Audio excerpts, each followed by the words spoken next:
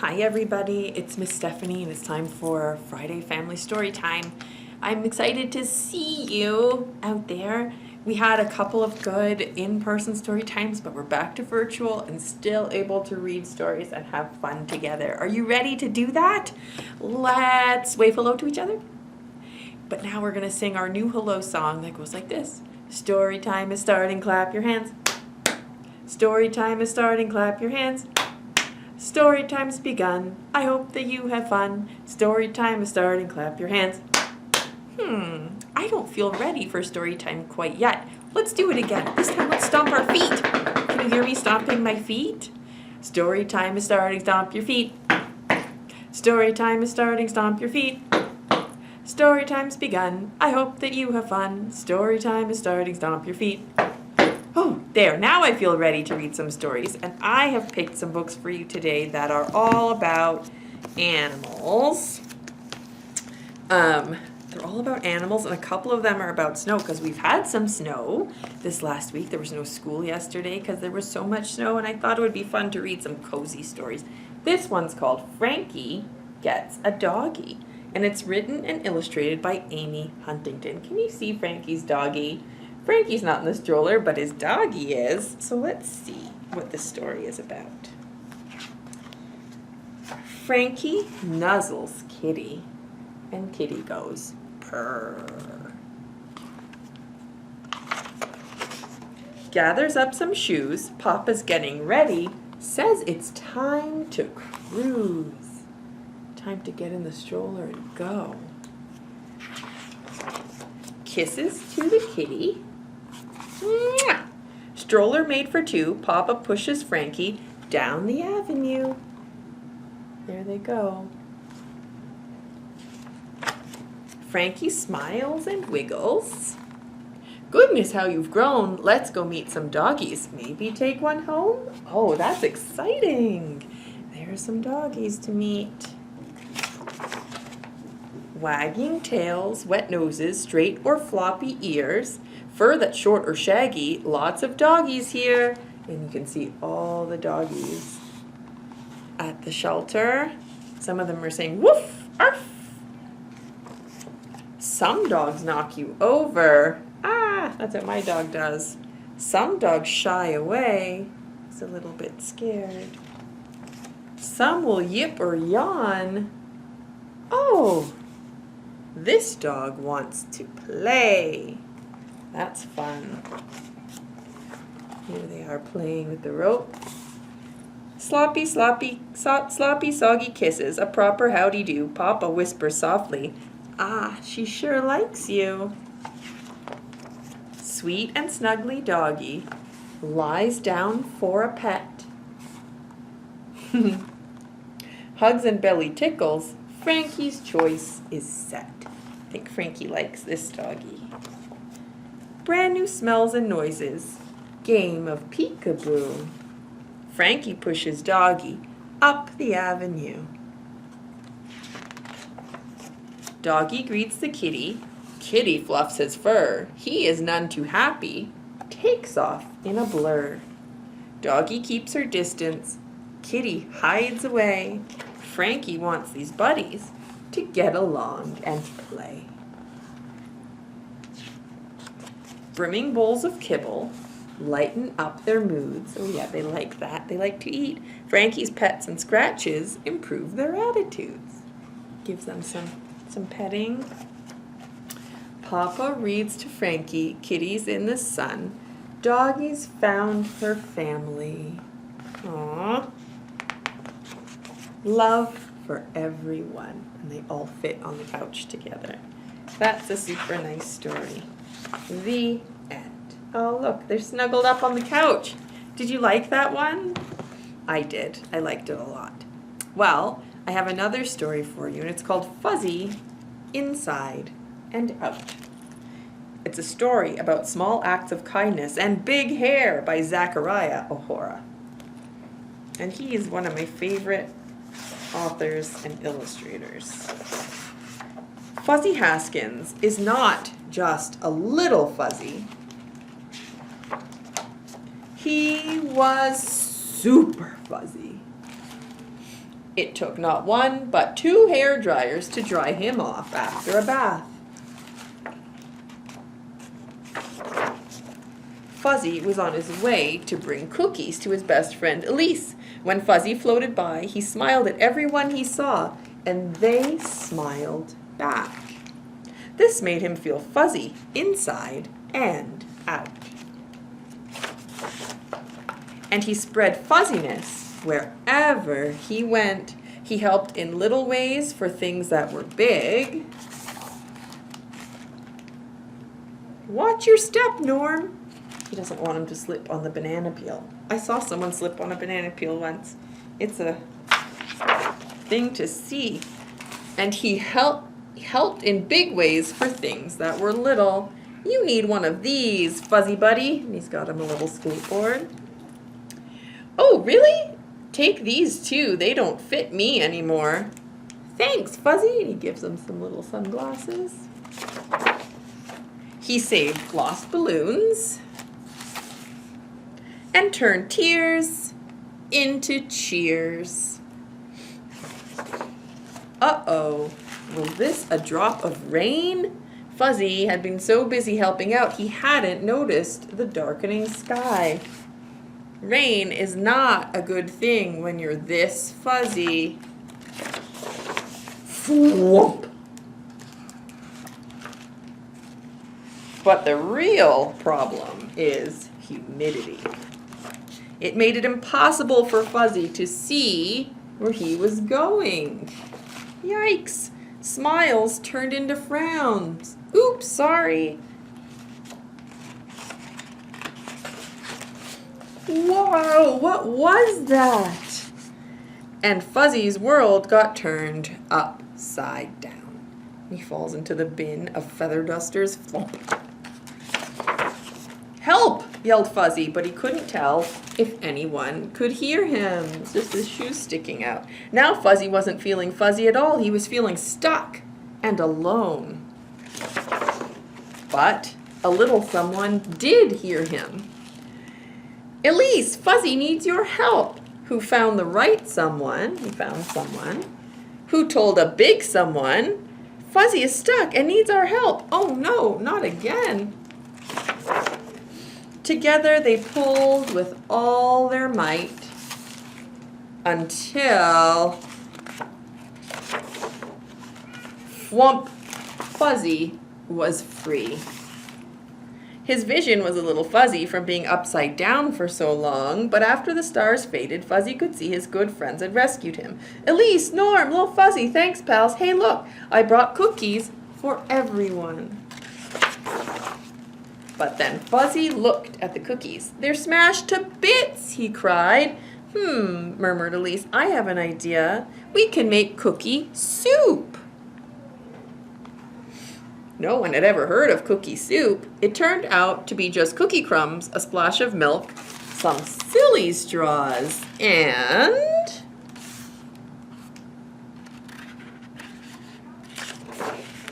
sharing with a few good friends. And that made everyone feel fuzzy. And that's the end. What did you think of that story? I thought it was pretty good. Let's sing a story about rain together. Can you make a little tiny spider with your fingers? The itsy bitsy spider went up the water spout. Down came the rain and washed the spider out. Out came the sun and dried up all the rain. And the itsy bitsy spider went up the spout again. Very good singing. Should we have another story? Here's another story, funny animal story. It's called Pugtato Babysits the Snouts. Can you see the snouts? I think they might be. They're like piggy snouts that look like Brussels sprouts. And he's a pug that looks like a potato, or a potato that looks like a pug. This is written by Sophie Corrigan and illustrated too. Pugtato was busy doing his chores in the garden when the Brussels snout's parent said, "We do beg your pardon. We're off to the market. Would you please watch the snouts? They've asked us for you. It would really help us out." Pugtato said, "No problem. I'll do my best." Though the Snouts were a handful, he didn't protest. "I'll carry you babies. Each one gets a turn." "We're too big to be babies, as you soon will learn." That's what the Snouts said. Then the three little Snouts, who were eager to play, carried big old Pugtato the rest of the way. As they passed Seedling Square and a group of cute daisies, the Brussels Snout sang, "Don't forget, we're not babies." Can you see them? There they are. They're carrying him.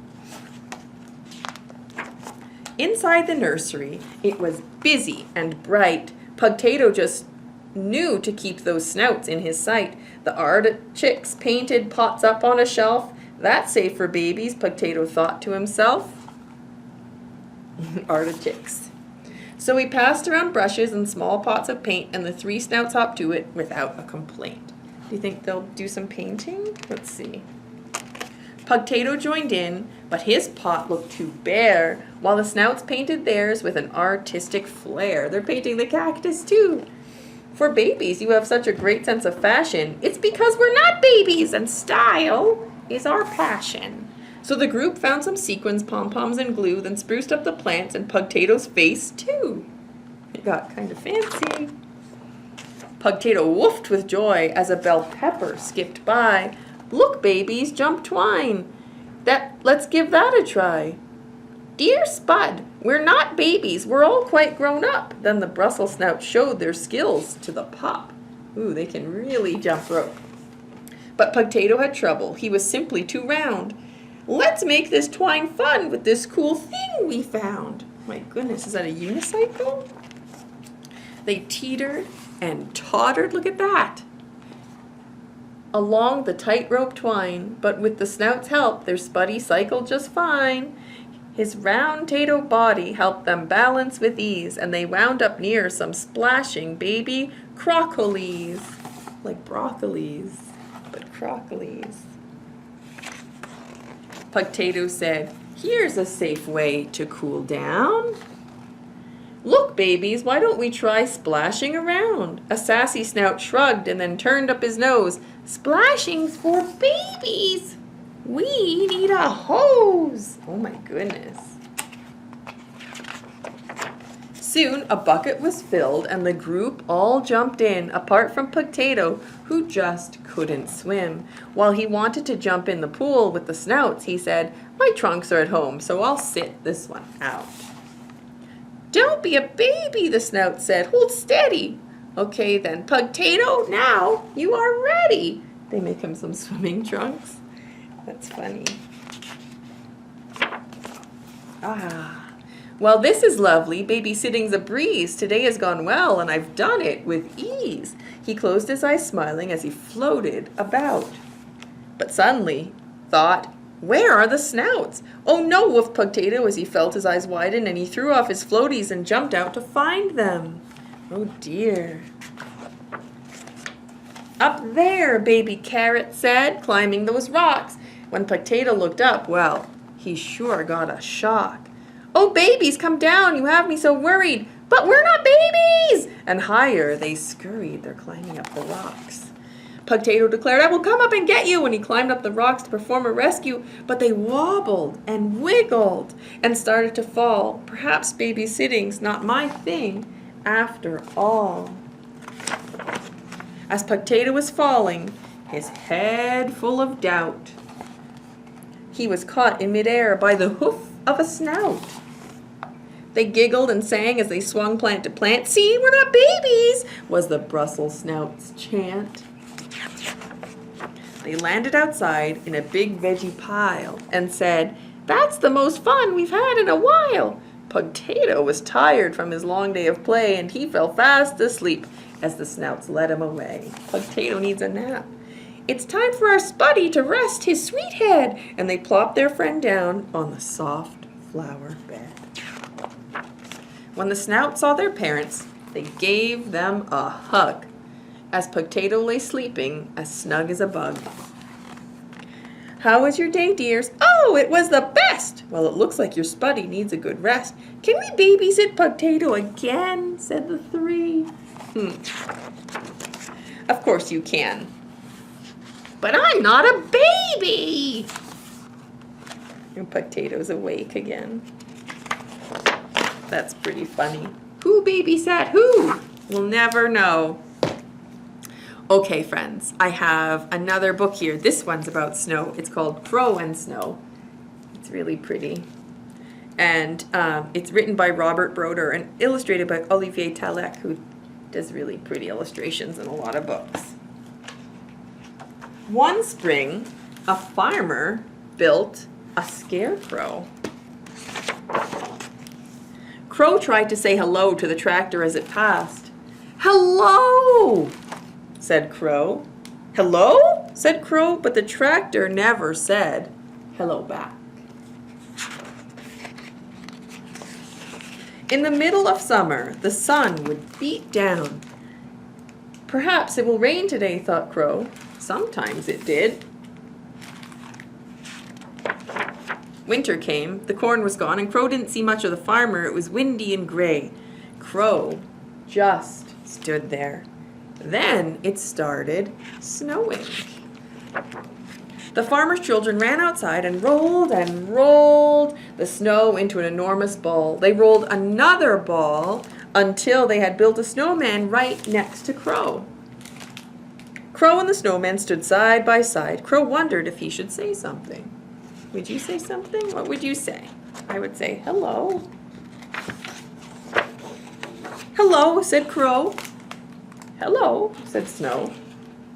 "It's so nice to have someone out in this field with me," said Crow. "It certainly is a nice field," said Snow.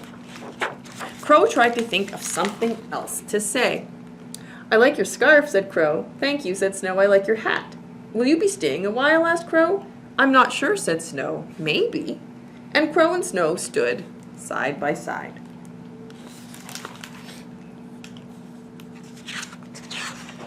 The days became warmer. "Are you leaving?" asked Crow. "It seems that way," said Snow. "Will you come back?" asked Crow. "Maybe."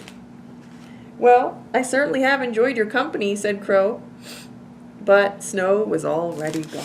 You know what happened? Looks like he's melting there. All through the spring, Crow stood tall and alone in the field. The farmer plowed, planted, and watered. The tractor drove by without saying hello. Crow couldn't help but thinking about Snow. Another harvest went by, and it started snowing. "Why, hello," said Crow. "Nice to see you again." "Yes, indeed," said Snow. "Nice to see you again." "You look a bit different," said Crow. "You look about the same," said Snow. He has a pine cone for a nose. And the two friends stood side by side. One bitterly cold day, a blizzard covered Crow and Snow in a blanket of white. "I like it under here," said Crow. "Me too," said Snow. "It's like our own little home." Crow was happy until the days became warmer. "Snow?" said Crow. "Yes," said Snow. "I will miss you," said Crow. "I will miss you too," said Snow. And he was gone. As the seasons passed, the tractor and the corn came and went, and the children grew older, and every winter Snow would return and stand next to Crow. One winter, it snowed so much the children built a second snowman. "Who is that?" asked Crow. "I'm not sure," said Snow. "It sure does feel crowded out here," said Crow. "It certainly does," agreed Snow. The visitor did not stay long.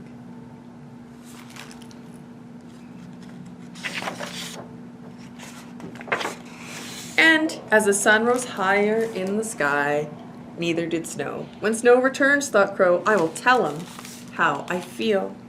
But many years passed where the children didn't come out to play, so Crow never saw Snow.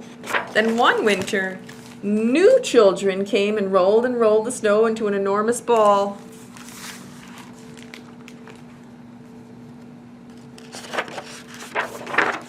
"Welcome back," said Crow excitedly. "It's good to be back," said Snow. "I see you have a new hat. Yes, said Crow, the last one blew away. Well, I like it, said Snow. Crow wondered if he could say what he was feeling.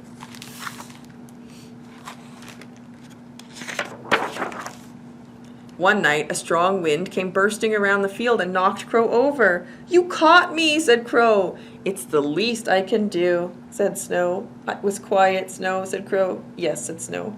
I love you, said Crow.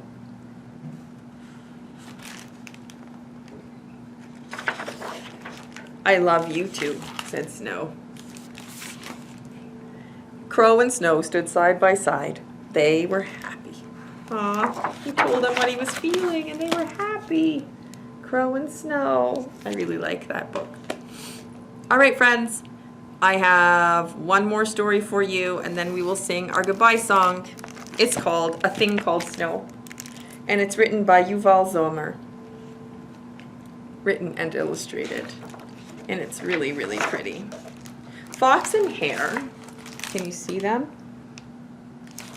Fox and Hare were born in the spring, grew up in the summer, and were the best of friends by autumn. Fox liked to jump and leap and bounce, and was very good at sniffing faraway things. Hare liked to bounce, leap, and jump, and was very good at hearing faraway things.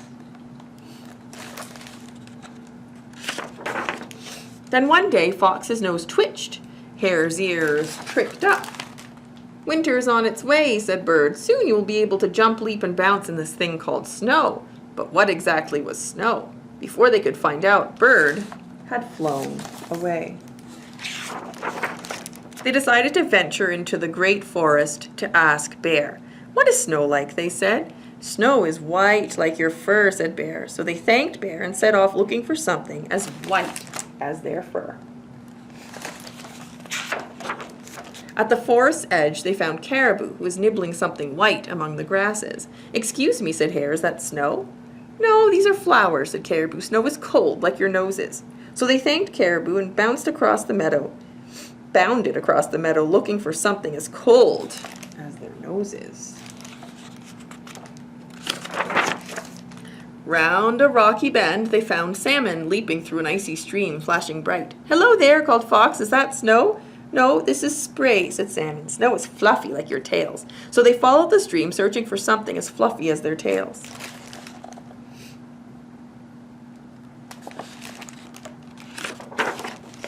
Hare heard a honk and looked up at the great sky. Is that snow? He called to Goose, who was flying overhead. No, these are clouds, said Goose. Snow is sparkly like your eyes.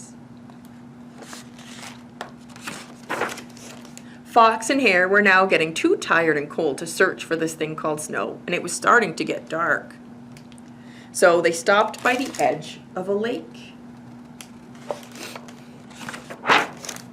The inky water shimmered with something sparkly. Snow, whispered Fox. Yes.